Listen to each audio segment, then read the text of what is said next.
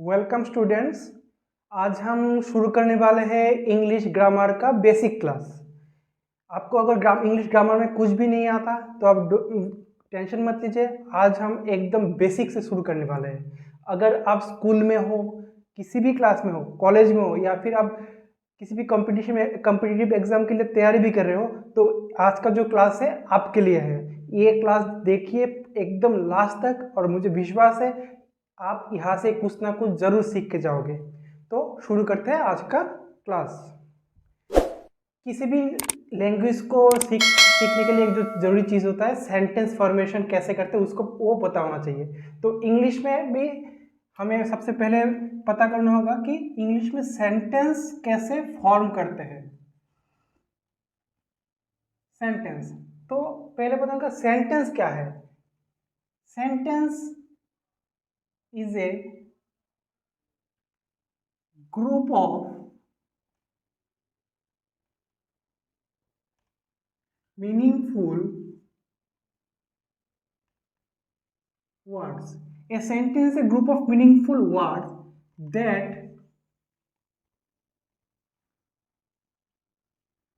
contain at least one subject and one verb. तो sentence क्या है? A sentence is a group of meaningful words that contain at least one subject and one verb. ये बहुत important है। तो इसका मतलब क्या हुआ? तो सेंटेंस जो होता है वो 3-4 वर्ड्स या फिर कुछ वर्ड्स को मिला के हम बनाते हैं और हम ऐसे ही किसी भी वर्ड्स को मिला के सेंटेंस फॉर्म नहीं कर सकते या फिर किसी भी वर्ड्स को एक साथ ग्रुप में कर लेते हैं और उसको सेंटेंस नहीं बोल सकते। वो जो वर्ड होगा वो उसका कुछ मीनिंग होना चाहिए। जैसे कि मैं बोलता हूँ I not it, I not it, इससे क्या आपको कुछ पता चल रहा है? मतलब आपको उसको इसका ये क्या कहना चाह रहे हैं, ये लाइन, इसका कुछ मतलब समझ में आ रहा है? आपको नहीं समझ में आ रहा है तो फिर ये सेंटेंस कैसे हो सकता है? ये आई नॉट इट इसका क्या मतलब है? कोई मतलब नहीं है तो ये सेंटेंस नहीं हो सकता। ठीक है, तो हम जो वर्ड्स या फिर जो ग्रुप ऑफ वर्ड्स को चूज करेंगे सेंटेंस फॉर्मेशन के लिए उसका कुछ ना कुछ मीनिंग होना चाहिए, जिसका मीनिंग जो सुन रहा है या फिर जो पढ़ रहा है उसको समझ में आना चाहिए, तो भी हम उस ग्रुप ऑफ वर्ड्स को सेंटेंस कहेंगे। उसके बाद किसी भी सेंटेंस में हमें क्या कहा गया है? एटलीस्ट वन सब्जेक्ट और एक वन वर्ब तो होना ही चाहिए। उससे ज़्यादा सब्जेक्ट हो तो कोई दिक्कत नहीं है, ज़्यादा वर्ब हो कोई दिक्कत नहीं है, पर एटलीस्ट वन सब्जेक्ट तो होना ही चाहिए और एक वन वर्ब तो होना चाहिए। मतलब एक सब्जेक्ट और एक वर्ब तो इंग्लिश सेंटेंस में होना ही चाहिए। तो इसका मतलब क्या हुआ? जो इंग्लिश का सेंटेंस का जो स्ट्रक्चर है,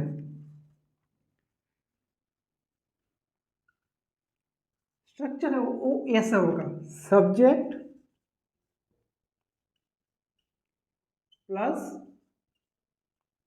वर्ब होगा, प्लस कुछ और हो सकता है, नहीं भी हो सकता है, पर इंग्लिश का सेंटेंस फॉर्म करने के लिए हमें एक सब्जेक्ट और वर्ब तो होना ही चाहिए। इसके बिना इंग्लिश का कोई सेंटेंस होगा ही नहीं।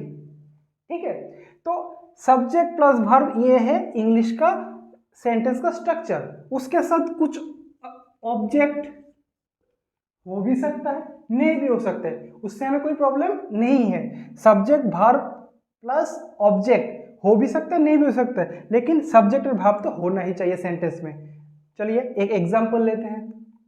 लेट आई गो, क्या ये एक कंप्लीट सेंटेंस है या नहीं है? आप सोचो। कोई बोलेंगे आई गो तो कंप्लीट मीनिंग हो नहीं रहा है, ठीक है ना, कोई बोलेंगे हो रहा है। तो मैं आपको बताना चाहता हूँ ये जो आई गो है ये एक सेंटेंस है। क्यों है? क्योंकि यहाँ पर सब्जेक्ट है। कौन सब्जेक्ट है? आई, और वर्ब क्या है? गो। तो हमें एक सेंटेंस फॉर्मेशन के लिए क्या चाहिए, सब्जेक्ट और वर्ब चाहिए जो यहाँ पर प्रेजेंट है, और उसके साथ हम क्या चाहिए होना चाहिए, ये जो वर्ड होगा ये मीनिंगफुल होना चाहिए। क्या होना चाहिए, मीनिंगफुल होना चाहिए। तो आई गो, इसका क्या कुछ मीनिंग है या नहीं है, जरूर है। अगर आपको कोई पूछे डू यू गो देयर, तो आप क्या बोलोगे, यस आई डू और यस आई गो। तो आप अगर बोलोगे यस आई गो तो भी इसका एक मीनिंग होता है। तो मतलब आई गो एक सेंटेंस है, ठीक है। और एक एग्जांपल लेते हैं, आई ईट, ये सबसे छोटा, यहाँ पे सब्जेक्ट, ये है वर्ब, और साथ में कुछ है नहीं है उससे कोई फर्क नहीं पड़ता। हमें बस देखना सब्जेक्ट और वर्ब है और उसका कुछ मीनिंग है कि नहीं। उसका मीनिंग है आई ईट, जरूर है। अगर आपको कुछ कोई पूछे डू यू ईट मैंगो, और आप बोलते हो यस आई डू, या फिर आप ऐसे बोलो यस आई ईट मैंगो, बोलो या ना बोलो उसको समझ में आ जाएगा कि आप क्या बोलना चाहते हो, ठीक है ना। तो मतलब आई ईट भी एक मीनिंगफुल सेंटेंस है। अगर आप इसके साथ अभी मैंगो लगा दो तो भी कोई दिक्कत नहीं है, अगर नहीं लगाओ तो भी कोई दिक्कत नहीं है, ये एक सेंटेंस जरूर होगा, ठीक है। तो चलिए अब नेक्स्ट टॉपिक को पढ़ते हैं।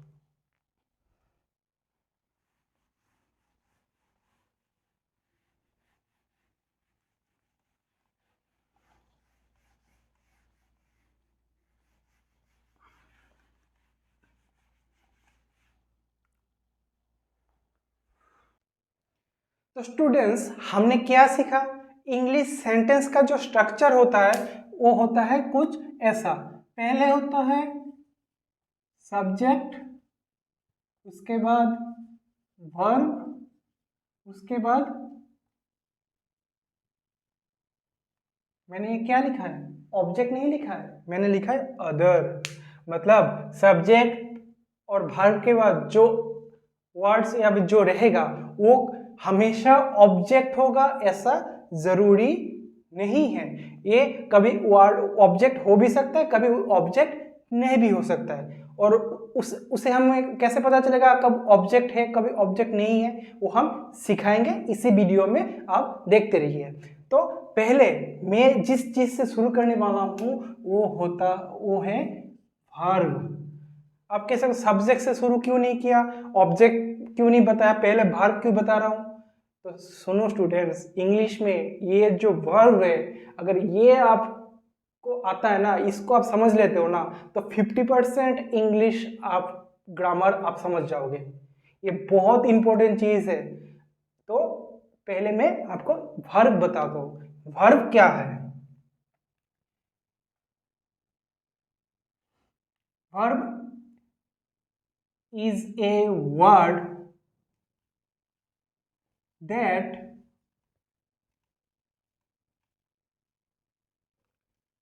describes action। मैं इसको एक्शन ना लिखे, मैं लिखता हूं वर्क। मैंने एक्शन भी लिख सकता हूं पर मैं वर्क लिखता हूं, ठीक है। A word that describe work, मतलब सेंटेंस में जो वर्ड किसी काम को डिस्क्राइब कर रहा है। मतलब मैं एक एग्जांपल देके समझाता हूं, I am going to market. तो इस सेंटेंस में आप देखो, आई का मतलब तो पता है, I am going to market. इस जो सेंटेंस है यहाँ पे जो ग्रुप ऑफ वर्ड्स है, इसमें से ऐसा कौन सा वर्ड है जो किसी काम को बता रहा है आपको, कौन सा वर्ड है, गोइंग। गोइंग मतलब जाना, मतलब कुछ काम करना। तो यहां पर ये है वर्ब। और एक एग्जांपल देता हूं,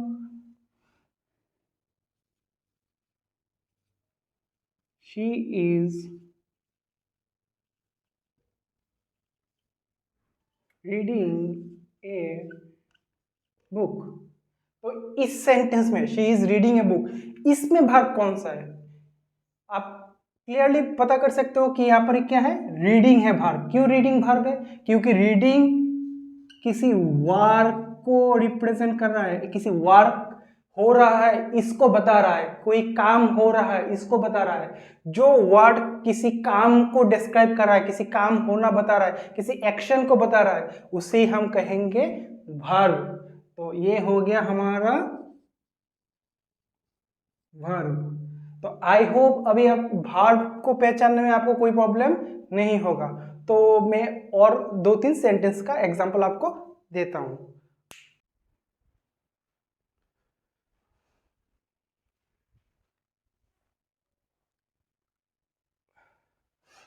तो स्टूडेंट्स, मैंने यहाँ पर 5 सेंटेंस लिखा है। आप इनमें से हर एक सेंटेंस में से कौन सा वर्ड वर्ब है आप खुद से निकालने की कोशिश करो। आप एक काम करो, वीडियो को इसी जगह पर पॉज कर दो और अपने आंसर को कॉपी में या फिर कमेंट सेक्शन में कमेंट कर दो, फिर प्ले करके आपका आंसर चेक कर लो। तो चलो शुरू करते हैं। तो फर्स्ट सेंटेंस है I killed A rat yesterday. इस सेंटेंस में ऐसा कौन सा वर्ड है जो एक्शन या फिर काम को रिप्रेजेंट कर रहा है, डिस्क्राइब कर रहा है, काम बता रहा है? आई तो बिल्कुल नहीं है, यस्टरडे भी नहीं है, रेड तो नाउन है। तो यहाँ पर एक ही वर्ड बनता है किल्ड, मतलब किल करना। मैंने कल एक रेड को किल किया है। किल मतलब काम करना हो गया। तो हमारा जो वर्ब है ये हो गया वर्ब। अब आ जाओ सेकेंड सेंटेंस में, you are writing a poem. तो इसमें से जो वर्ड राइटिंग है वो कुछ काम करना बता रहा है, तो मतलब ये हो गया हमारा वर्ब। इस सेंटेंस में ही sang ए सॉन्ग, मतलब उसने एक गाना गाया। तो गाना गाना एक काम होता है, तो मतलब sang जो है ये हमारा वर्ब है। दे प्ले क्रिकेट रेयरली, वो क्रिकेट क्या करता है, प्ले करता है। तो प्ले करना क्या होता है, कोई काम करना होता है, ठीक है ना, कुछ एक्शन होता है। तो हमारा यहाँ पर ये है verb. Rohit is sleeping, Rohit सो रहा है। तो सोना भी एक काम ही होता है भाई। तो स्लीपिंग यहाँ पर क्या होगा, ये भी वर्ब होगा। तो आई होप आपको अभी किसी भी सेंटेंस में वर्ब निकालने में कोई प्रॉब्लम नहीं होगा। अगर आपको यहाँ तक वीडियो समझ में आ रहा है तो प्लीज़ वीडियो को लाइक कर देना और कमेंट करके मुझे बता देना।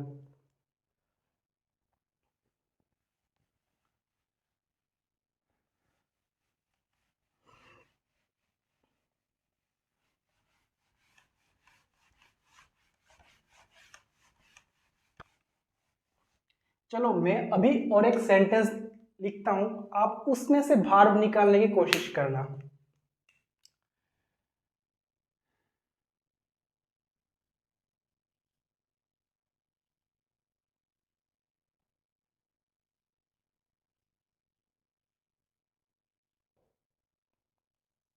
आई एम ए टीचर, ये है 1 नंबर, ये है 2 number. 1 number, he is a doctor, I am a teacher. चलो स्टूडेंट्स देखते हैं, इसमें से आप वर्ब निकाल के दिखाओ, कौन सा वर्ब है ये बोलो।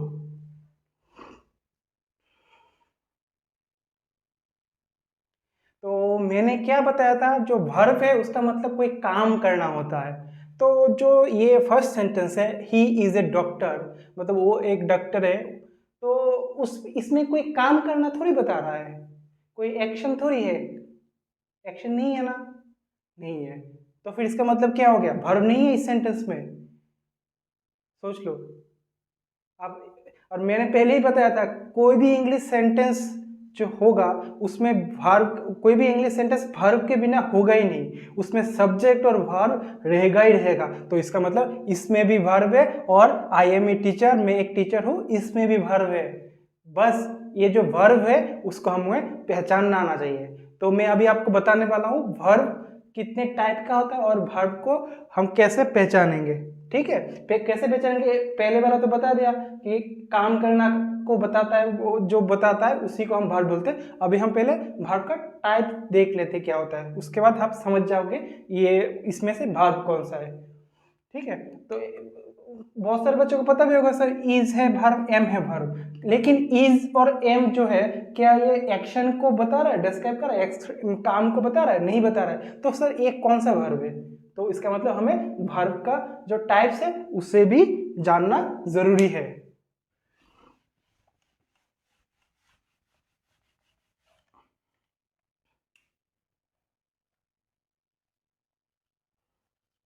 वर्ब जो होता है वो मेनली टू टाइप्स का होता है। एक है मेन वर्ब और दूसरा जो है वो है हेल्पिंग वर्ब। इसका और एक नाम है ऑक्सिलरी वर्ब।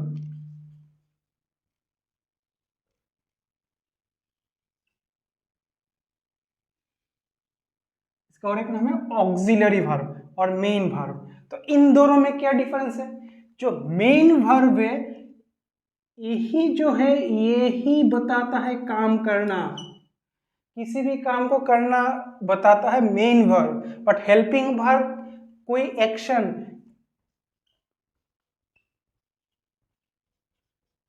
कोई एक्शन को नहीं बताता है। हेल्पिंग वर्ब कोई भी एक्शन को नहीं बताता है, जो एक्शन बताने का काम है ये है मेन वर्ब का। तो सर इसका क्या काम है? अरे भाई इसके नाम में ही देख लो ना, हेल्पिंग वर्ब, इसका काम है हेल्प करना। किसको हेल्प करना? ये हेल्प करता है मेन वर्ब को। चलो मैं उसको और एक एग्जांपल देके आपको समझाता हूँ। चलो एग्जाम्पल से पहले हम देख लेते हैं कि ये हेल्पिंग वर्ब कौन सा होता है। आप, मुझे पता है कि आप लोगों को सबको पता होगा, फिर भी मैं बता देता हूँ। हेल्पिंग वर्ब जो होता है ये होता है am, is, are, was, were, shall, will, do, does, did, has, have, had। ये जो सब है ना, ये सब है हेल्पिंग वर्ब। ठीक है, तो आप इनको एक कॉपी में नोट कर लो, ठीक है, और इसको याद रख लो। एम, इजर, और इसका past tense was, are, shall, will, do, does, did, has, have, had. उसके बाद और एक होता है be, been, being, BEING, being, be, been, being, ये सब आता है हेल्पिंग वर्ब की कैटेगरी में। तो चलो मैं इसको और भी अच्छे से डिस्क्राइब करूंगा, अभी आप इसको एक बार पहले नोट कर लो, ठीक है।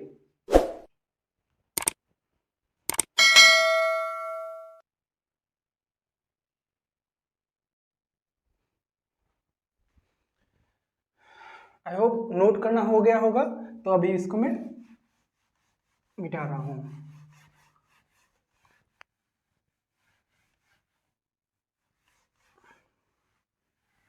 अभी मैं कुछ सेंटेंस लिख रहा हूं।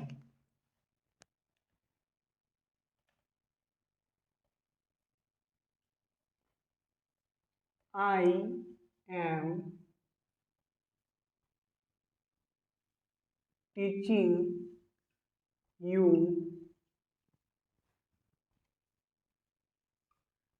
English grammar.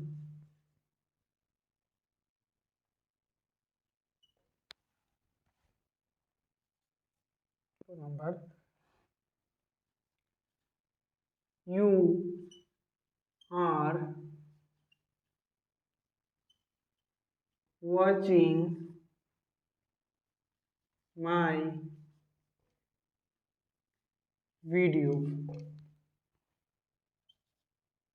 3 number, he is doing his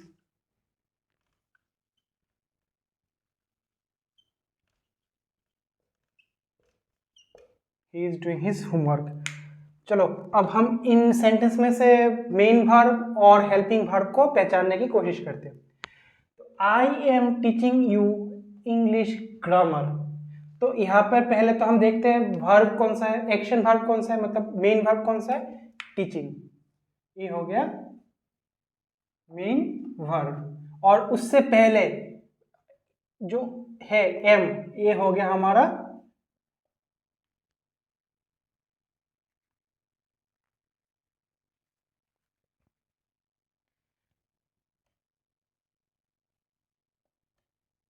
helping verb या फिर ऑक्सिलरी वर्ब। हमेशा याद रखना हेल्पिंग वर्ब मेन वर्ब से पहले होगा हमेशा, और इस दोनों एक साथ होगा, इन दोनों के बीच में कुछ भी नहीं आएगा। तो यहाँ पर है I am teaching you English. यहाँ पर जो टीचिंग है ये कुछ काम को बता रहा है, इसका मतलब ये हो गया मेन वर्ब, और इसके पहले जो आ गया एम, ये है हमारा हेल्पिंग वर्ब या ऑक्सिलरी वर्ब। अब इसमें you are watching my video, इसमें वाचिंग मतलब देखना, मतलब काम करना, ये हो गया मेन वर्ब, और उससे पहले जो इज एम आर मैंने बताया था, उससे पहले जो आया है ये आर, ये हो गया हमारा हेल्पिंग वर्ब। तो और ये मेन वर्ब से पहले आया, और यहाँ पे देखो he is doing his homework, he is doing his homework, doing हो गया हमारा मेन वर्ब, और उससे पहले जो साथ में आया है इज, ये हो गया हमारा हेल्पिंग वर्ब। तो आई होप सबको समझ में आगे होगा मेन वर्ब और हेल्पिंग वर्ब किसे कहते हो, और कहाँ पर ये प्लेस होता है। तो चलो अभी मैं और एक सेंटेंस लिखता हूँ, ये नोट कर लेना आप लोग।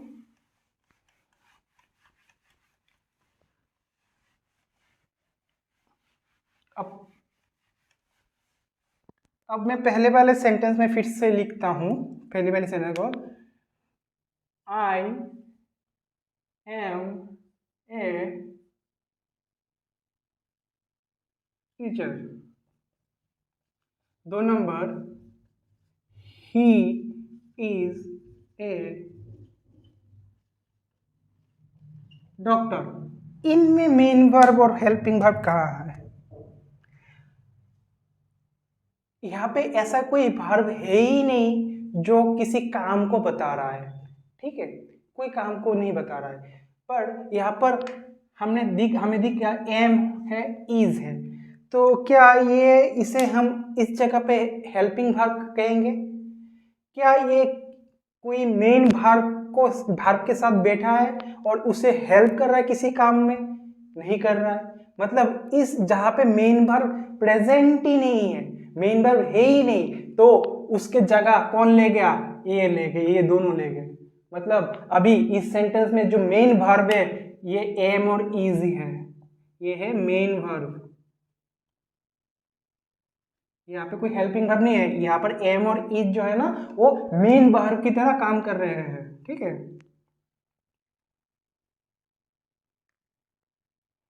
ये है मेन वर्ब। तो आई होप सबको समझ में आ गया हो गया कि मेन वर्ब और हेल्पिंग वर्ब क्या होता है। तो वर्ब सबको समझ में आ गया, तो अभी बात करते हैं सब्जेक्ट को लेके। तो एक सेंटेंस में सब्जेक्ट का रोल क्या होता है, सब्जेक्ट क्या करता है? हमने अभी पढ़ा है वर्ब के बारे में। वर्ब क्या करता है? कोई काम करना बता रहा है, तो जो काम करना बता रहा है वो काम कोई ना कोई तो कर रहा है ना, तभी तो उस सेंटेंस में एक्शन या वर्क है। मत जैसे I am writing a sentence, मैं एक सेंटेंस लिख रहा हूं, I am writing a sentence. ये जो राइटिंग है ये ये अपना एक्शन वर्ब है, मेन वर्ब है। तो ये राइटिंग मतलब लिखना, एक ये जो काम है ये कौन कर रहा है? ये कर रहा है आई, मतलब आई कर रहा है ये एक्शन, मतलब मैं कर रहा हूँ। ये जो आई है इसी को हम क्या कहते हैं? सब्जेक्ट। मतलब सब्जेक्ट जो है ना वो है डूअर और वर्क परफॉर्मर। मतलब जो वर्क है ना, जो एक्शन है, जो वर्ब है, वो कौन कर रहा है? एक्शन जो है, राइटिंग, वो जो काम है वो कौन कर रहा है? वो कर रहा है सब्जेक्ट। तो हम इस तरह से सब्जेक्ट को पहचान सकते हैं। चलो और एक एग्जांपल लेता हूं।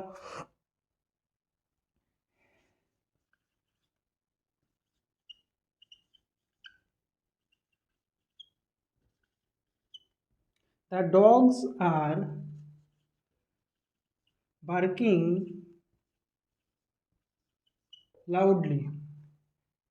यहाँ पे मेन वर्ब कौन सा है? आप पहले तो वर्ब्स, कोई किसी भी सेंटेंस में पहले आप वर्ब को ढूंढ लो। आप अब वर्ब ढूंढ लिया तो आपका सब काम हो जाएगा। तो यहाँ पे जो वर्ब है ये है मेन वर्ब, जो है ये है बार्किंग, और आर है हेल्पिंग वर्ब, आपको पता है। तो मेन वर्ब है बार्किंग, मतलब एक्शन बता रहा है, मतलब जो बार्क कर रहा है। तो यहाँ पर बार्किंग, बार्क कौन कर रहा है? The dogs. तो ये है हमारा सब्जेक्ट। ठीक है। तो सब्जेक्ट का पहचानने का तरीका क्या है? जो एक्शन है, जो वो कौन कर रहा है वो पता कर लो, हो गया काम, अपना सब्जेक्ट निकल गया। ठीक है ना? तो अभी एक मैं आपको एक तरीका बताता हूँ, आप इजीली सब्जेक्ट को निकाल सकते हो। अब जो है ना, जो मेन वर्ब है ना उससे पहले हो लगा दो, हो, मतलब हो राइटिंग। इसका जो आंसर होगा ना वही सब्जेक्ट होगा। मतलब अगर मैं ऐसे तो एक हो इज राइटिंग होगा, ऐसा होगा, मैं यहाँ पर बस हो को बस राइटिंग से पहले लगा दो तो इसका क्या होता है? हो राइटिंग, मतलब कौन लिख रहा है? तो इसका आंसर क्या है? आई लिख रहा है, तो मतलब आई हो गया सब्जेक्ट। वर्किंग, हो हो इज वर्किंग, मतलब हो वर्किंग, इसका मतलब क्या हो गया? इसका आंसर क्या हो गया? Dogs are working. तो the dogs are the subject of this sentence. चलो मैं और दो तीन एग्जांपल लेके आपको समझाने की कोशिश करता हूं।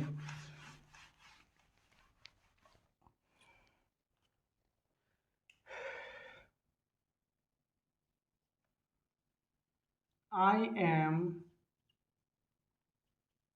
Going to Kolkata next day.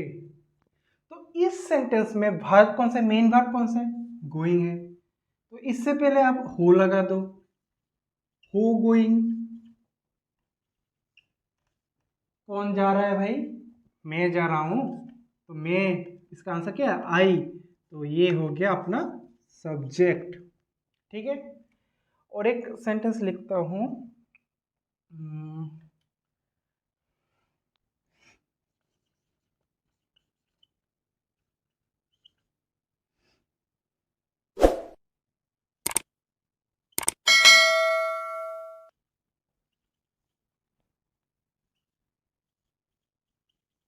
Rita is singing a song. तो हमारा मेन वर्ब कौन सा है? सिंगिंग, गाना गा रहा है।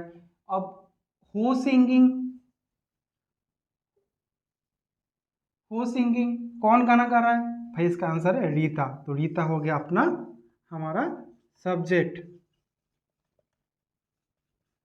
तो आई होप अभी सब्जेक्ट को पहचानने में किसी को कोई प्रॉब्लम नहीं होगा। अच्छा और एक बात, किसी किसी किसी को लगता है कि जो सब्जेक्ट जो है ना वो हमेशा सेंटेंस के पहले बैठता है, पर ऐसा जरूरी नहीं है हर वक्त। लेट्स से मैं दिखाता हूँ, आपको लिखता हूँ एक sentence. Out of the woods a bear came, इसको ऐसे लिखते हैं, out of the woods came out a bear, out of the woods came out a bear, जंगल से एक भालू निकल आया। तो अब देखो हमारा मेन सब्जेक्ट कौन सा है, केम आउट, केम, तो हु केम आउट, इसका आंसर क्या है, वेयर केम आउट। ठीक है, तो हमारा जो सब्जेक्ट है ये हो गया वेयर। तो ये ध्यान रखना, जो सब्जेक्ट जो है वो हमेशा सेंटेंस के पहले आएगा ऐसा जरूरी नहीं है। तो अभी जो टॉपिक बचा है वो बचा है ओनली ऑब्जेक्ट।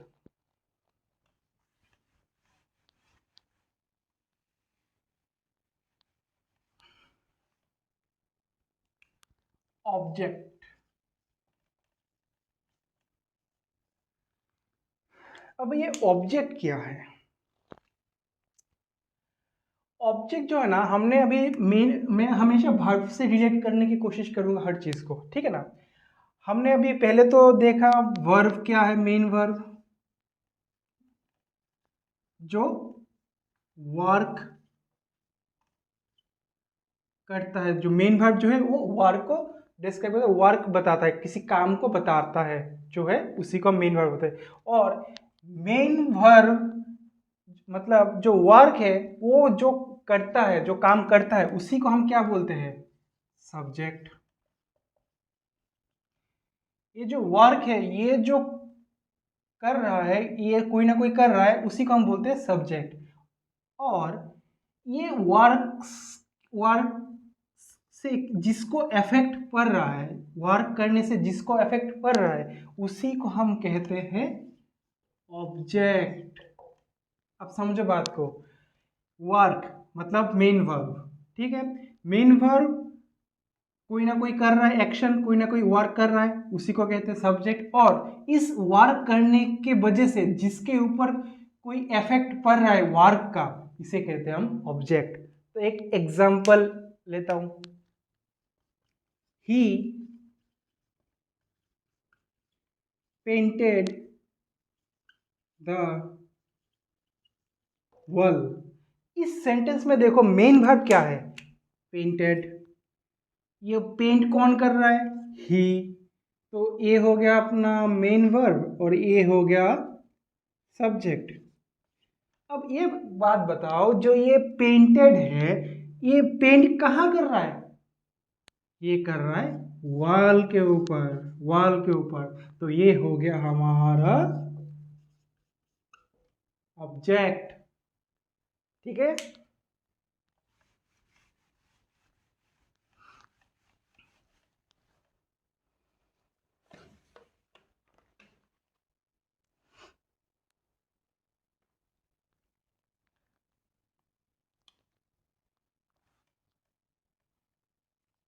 आई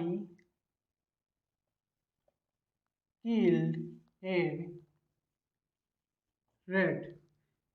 सबसे पहले वर्ब ढूंढो, मेन वर्ब क्या है, आई किल्ड ए रेड, क्या है, किल्ड है मेन वर्ब। और ये कौन कर रहा है, आई कर रहा है, मतलब ये हो गया सब्जेक्ट। किल किसको कर रहे हैं हम, रेड को कर रहे हैं किल। तो ये रेड जो है ना, ये हमारा हो गया ऑब्जेक्ट। तो अब सुनो, मैं आपको एक मजेदार ट्रिक्स बताता हूँ जिससे आप किसी भी सेंटेंस में ऑब्जेक्ट को इजीली ढूंढ सकते हो। सब्जेक्ट निकालने के लिए हमने क्या किया था, हमने मेन वर्ब के पहले हो लगा दिया था, एक सवाल कर दिया था, हो किल्ड मतलब, हो किल्ड मतलब आई, उसका आंसर आ गया आई। अभी आपको क्या करना है, मेन वर्ब के बाद में उसको मेन वर्ब के साथ, मेन वर्ब के साथ आपको लगाना है व्हाट और whom। ये दो चीज लगा के आप मेन वर्ब के साथ पूछ लो, इसका जो आंसर आएगा ना वही ऑब्जेक्ट होगा। ठीक है, दिखाता हूं आपको। Main verb killed, killed what नहीं होगा, यहाँ पर होगा किल्ड होम।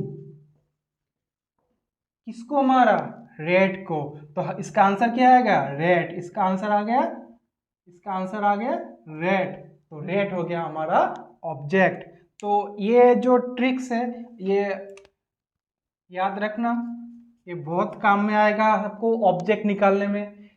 कोई ऐसा भी सेंटेंस हो सकता है जिसमें व्हाट और हुम से कोई आंसर निकल ही नहीं रहा है, तो उसका मतलब है उस सेंटेंस से ऑब्जेक्ट प्रेजेंट नहीं है। चलो मैं इसका भी एक एग्जांपल देता हूं।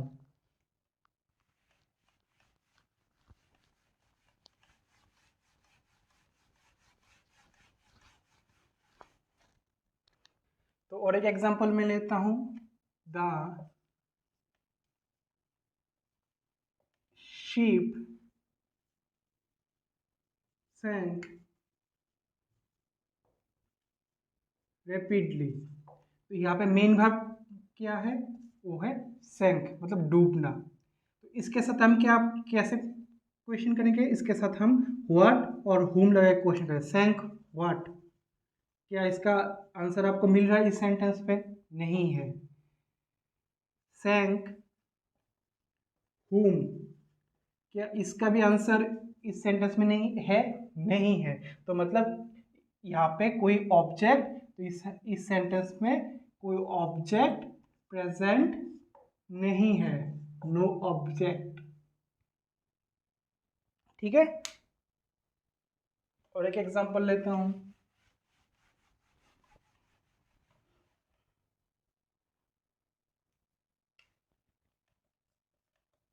द विंड ब्लू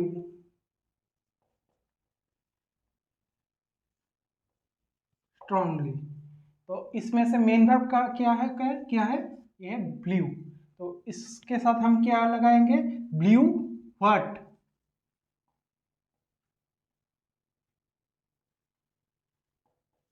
क्या इसका आंसर है इस सेंटेंस में प्रेजेंट? नहीं है। Blue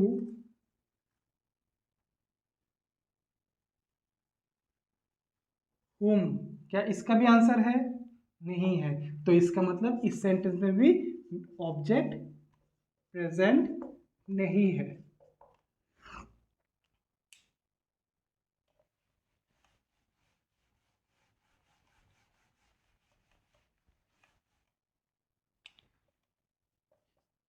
he slept her. He slept her. तो यहाँ पे मेन भाग क्या है? स्लेप्ट। इसके साथ क्वेश्चन पूछो, स्लेप्ट व्हाट, इसका आंसर है नहीं है। स्लेप्ट हुम, क्या इसका आंसर है? बिल्कुल है। स्लेप्ट हुम का आंसर है। किसको स्लेप किया? हर को। तो यहाँ पर जो हर है वो है एक ऑब्जेक्ट। तो आई होप अभी सबको सब्जेक्ट वर्ब ऑब्जेक्ट में कुछ तो क्लियरिटी मिल गया होगा। ठीक है ना। फिर भी अगर किसी को कुछ भी डाउट रहता है, ठीक है ना, तो मेरे कमेंट सेक्शन में कमेंट करके मुझे बताओ। ठीक है। और जो इस वीडियो को लाइक और शेयर कर देना, और अपने दोस्तों के बीच में इसको जितना हो सके शेयर कर देना, और मेरे चैनल को सब्सक्राइब कर लेना। और नेक्स्ट टॉपिक, आपको किस टॉपिक पे वीडियो चाहिए इसके बारे में भी मुझे कमेंट करके ज़रूर बताना। तो आज के लिए इतना ही।